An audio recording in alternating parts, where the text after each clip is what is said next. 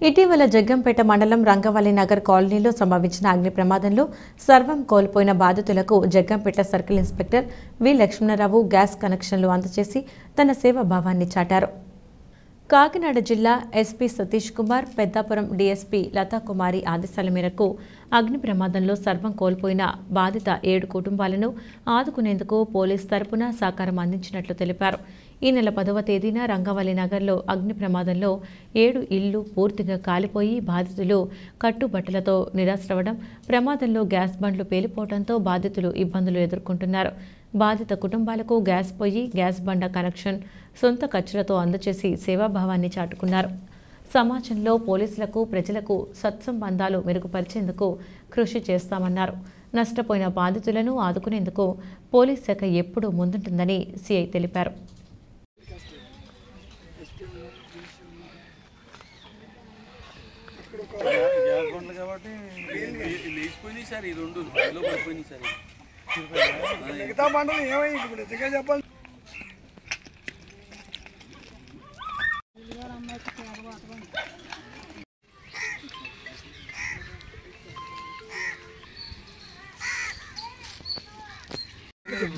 పెద్ద మనం మాట్లాడాలి. ఒక్క నిమిషం ఆయన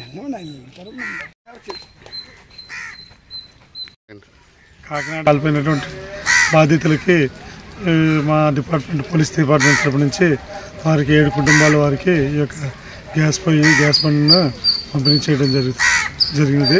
ఈ విధంగా ఏదైనా